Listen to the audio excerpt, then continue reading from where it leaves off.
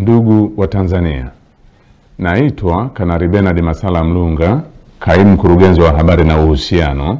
Jeshi la Ulinzi la Wananchi wa Tanzania. Jeshi la Ulinzi la Wananchi wa Tanzania linautaarifu umma wa Watanzania kuwa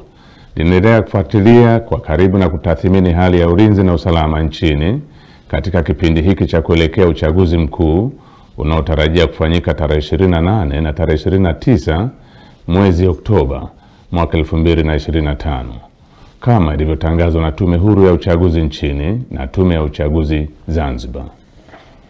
Kwa ujumla, Jeshi la Ulinzi la Wananchi wa Tanzania linaridhishwa na hali ya usalama iliyopo nchini katika kipindi hiki ambacho vyama vya siasa vinaendesha kampeni zao kwa kuzingatia matakwa ya kisheria, kuheshimiana na kuvumiliana kunakooneshwa kupitia kwa wagombea wao wa ngazi za urais, ubunge na udiwani. Jeshi la Ulinzi la Wananchi wa Tanzania linaviomba vyama vya siasa kuendeleza hali ya amani na utulivu wakati wote wa kampeni, kupiga kura na baada ya kupiga kura. Katika hatua nyingine, Jeshi la Ulinzi la Wananchi wa Tanzania linalipongeza Jeshi la Polisi na vyombo vingine vya usalama kwa jinsi vinavyoendelea kusimamia hali ya usalama katika kipindi hiki cha kuelekea uchaguzi mkuu.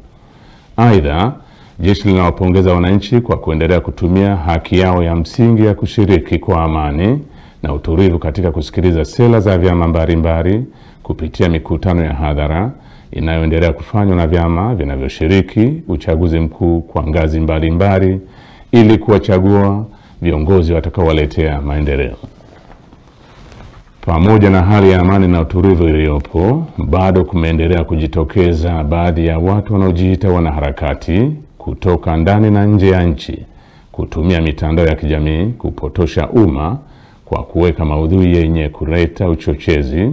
kwa kulihusisha Jeshi la Ulinzi la Wananchi wa Tanzania na siasa ili kutimiza azma yao ya uvunjifu wa amani. Jeshi la Ulinzi la Wananchi wa Tanzania linaomba umma wa Tanzania kupuuza machapisho au taarifa ambazo zimekuwa zikionekana kwenye mitandao ya kijamii. Wananchi wanakumbushwa kuwa taarifa zote zinazorihusu Jeshi la Ulinzi la Wananchi wa Tanzania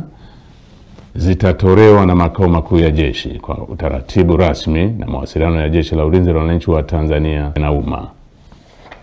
Jeshi la Ulinzi la Wananchi wa Tanzania likiwa sehemu ya vyombo vya ulinzi na usalama vyenye dhamana ya ulinzi nchini,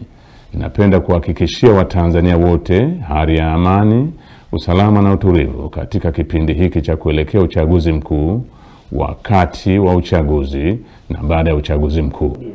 Asanteni kwa kunisikiliza.